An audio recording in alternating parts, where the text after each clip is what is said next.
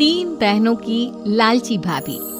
करिश्मा, रेशमा और मनीषा तीन बहनें हैं। उनका एक भाई भी है, मयंक। मयंक अपनी बहनों को बहुत प्यार करता है, लेकिन मयंक की पत्नी सविता इस मामले में मयंक से बिल्कुल ही अलग है।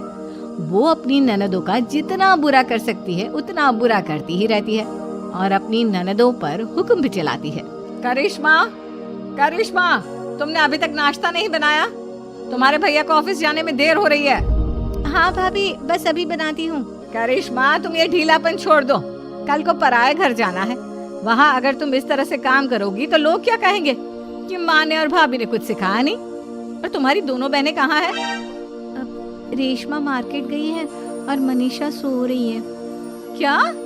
सुबह के 8 बज रहे हैं और ये महारानी अभी भी सो रही है? ये कहते हुए सविता अपनी सास दुर्गा देवी के पास जाती है। माँ जी, देख रही हो अपनी बेटियों के तौर तरीके? क्या हुआ बहू, सुबह सुबह क्या कर दिया मेरी बेटियों ने? अरे एक तो अभी अभी उठकर किचन में गई है, दूसरी सुबह सुबह बाहर चली गई और तीसरी अभी तक सो रही है। क्या करूं मैं इन तीनों का? मैं तो परेशान हो गई हूँ। जा जाकर उठा उसे और रेशमा से मैं बात करती हूँ। सविता सीधा मनीषा के कमरे में जाती है और उससे कहती है, महारानी जल्दी उठो, सूरज सर पर आ गया है। भाभी थोड़ी देर और सोने दो ना, मैं रात को लेट सोई थी। वो क्या है ना, यूनिट टेस्ट चल रहे हैं। शराफत से उठती है या नहीं, या फिर पानी की भरी बाल्टी डालूं तेरे ऊपर? नहीं नहीं भाभी, मुझे बिस्तर में नहीं नहाना, उठती हूँ मैं। मनीषा जल्दी से उठकर बाथरूम में चली जाती है। सभी आराम से बैठकर नाश्ता कर रहे होते कि तभी रेशमा बाजार से हाथ में सामान लिए आ जाती है। रेशमा को देखते ही सविता उस पर बरस पड़ती है। लो, आ गई महारानी। ऐसा भी क्या सामान लाना था जो सुबह आंख मलते ही बाजार की तरफ रवाना हो गई? भाभी, कल आप ही तो चीख रही थी कि घर का सारा सामान मुझे ही लाना पड़ता है, घर में किसी को भी किसी काम से कोई लेना देना नहीं है। अब मैं बाजार जाकर सामान ले आई तो आपको इस बात से भी तकलीफ हो रही है? देख रही हो माँ जी, अपनी बेटी की जुबान कैंची से भी तेज चलती है। और मयंक, आप तो कुछ कहेंगे नहीं अपनी लाडली बहन को? रेशमा, अपनी भाभी से ऐसे बात नहीं करते। चलो माफी मांगो। भैया, मैं क्यों माफी मांगू? आप भाभी से बोलिए ना कि हम पर कम हुक्म चलाया करे। हम इस घर की बेटियां हैं और आपकी पत्नी की ननद है, नौकरानी नहीं। लो कर लो बात। इनकी भलाई के लिए कुछ भी बोलो तो इन्हें बुरा लग जाता है। इस घर में यही इज्जत है मेरी। देख लो माँ जी, आपकी बेटी किस लहजे में मुझसे बात कर रही है। सविता वहाँ से चली जाती है। मयंक को बहुत गुस्सा आता है, वो भी वहाँ से चला जाता है। फिर करिश्मा रेशमा को समझाती है। रेशमा, तुम्हें भाभी से माफी मांग लेनी चाहिए थी ना। लेकिन दीदी, मैंने कुछ किया ही नहीं, तो मैं माफी क्यों मांगू? हाँ करिश्मा दीदी, रेशमा दीदी जैसे ही घर में आई भाभी ही उन पर चिल्ला रही थी। हाँ, मैं मानती हूँ कि गलती भाभी की थी। मैं तो इसलिए बोल रही हूँ कि भाभी ने माँ को तो पूरी तरह अपने वश में कर लिया है। वो हमारी बात सुनती ही नहीं। मयंक भैया हमारे लिए हमेशा खड़े रहते हैं, इसलिए उनकी बात का मान तो तुम्हें रखना चाहिए था ना।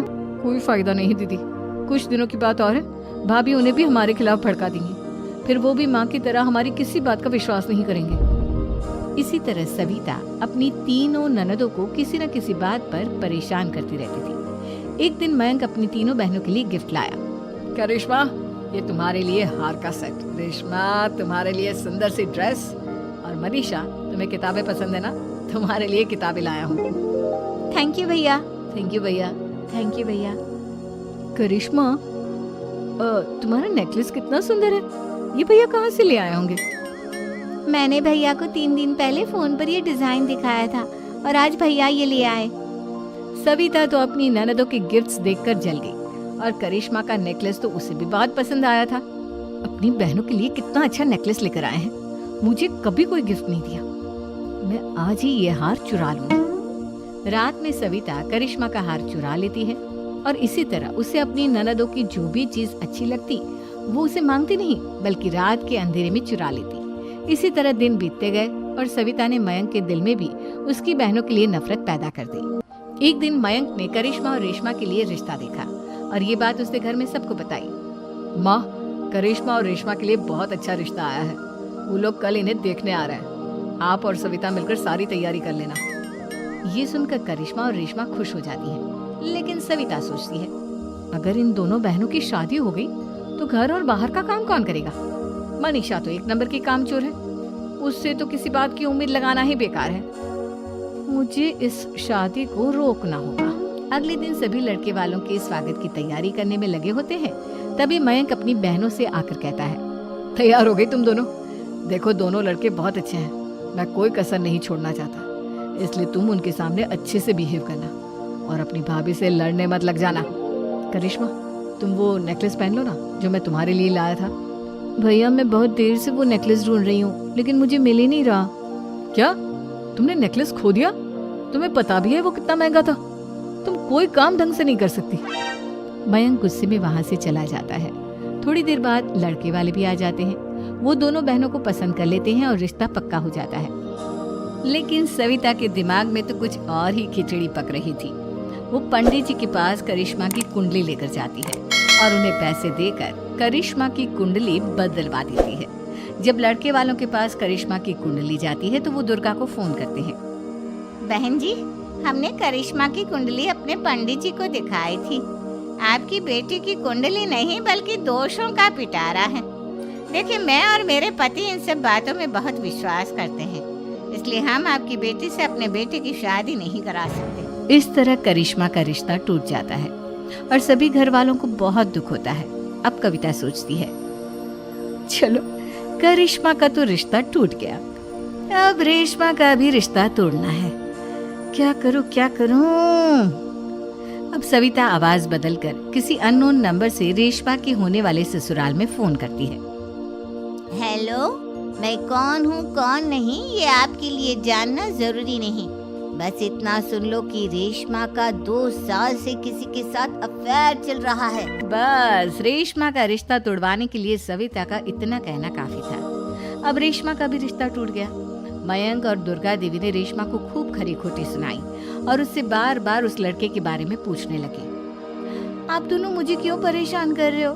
अरे कोई लड़का होगा मेरी लाइफ में तो मैं बताऊंगी ना, जब कोई है ही नहीं तो कहाँ से लाऊं मैं कोई लड़का? तो तेरे होने वाले ससुराल वालों को फोन किसने किया था? माँ मैं नहीं जानती किसने फोन किया था, मैं सच कह रही हूँ। मैं तो पहले ही कह रही थी इसकी लगाम खींच कर रखो, लेकिन मेरी सुनता ही कौन है। आप चुप रहिए भाभी, ये सब आपका ही किया धरा है। अब तीनों बहनों को विश्वास हो जाता है कि ये सब उनकी भाभी ही कर रही है। तीनों बहनें अपनी भाभी को सबक सिखाने के लिए एक वकील कर लेती है और घर में हिस्सा मांगा। देखो भैया, माँ बाप की जायदाद में जितना बेटों का हक होता है उतना ही बेटियों का, इसलिए इस घर के 4 हिस्से होंगे और हमें अपना हिस्सा चाहिए। मैंने तुम्हारे लिए क्या क्या नहीं किया और तुम इस घर में हिस्सा मांग रही हो? भैया, आप और माँ हम बहनों की कोई बात नहीं सुनते हो और भाभी हमारी शादी नहीं होने देगी क्योंकि उन्हें लगता है कि आप हमारी शादी में ज्यादा पैसा लगाओगे और उन्हें हम जैसी फ्री की नौकरानी कहाँ मिलेगी। तो हम भाभी के साथ तो रह नहीं सकते, हम बहनों को अपना हिस्सा चाहिए। अरे तुम्हें शर्म आनी चाहिए अपनी भाभी पर ऐसा इल्जाम लगाते हुए। वो तुम्हारे बारे में कितना सोचती है। हाँ माँ, भाभी हमारे बारे में बहुत सोचती है, दिन रात बस यही सोचती रहती है कि किस तरह से अपनी तीनों ननदों को परेशान करूं और कभी मुझे पढ़ने भी नहीं देती। दोनों बहनों का रिश्ता भी तो इन्होंने ही तोड़वाया है और रात में हमारे कमरे में आकर हमारी चीजें भी चुराती हैं। इसी तरह सविता की तीनों ननदें अपनी बात पर अड़ी रही। अब कोर्ट में तारीख भी शुरू हो गई। जब सविता को लगा कि उसकी तीनों ननद इतनी आसानी से नहीं मानने वाली, तो उसने अपने पति और सास को सारी सच्चाई बता दी और अपनी तीनों ननद से माफी मांगी। मयंक और दुर्गा को भी अपनी गलती का एहसास हो गया। अब सविता खुद करिश्मा और रेशमा के लिए अच्छा रिश्ता ढूंढती है और उनकी शादी करवाती है।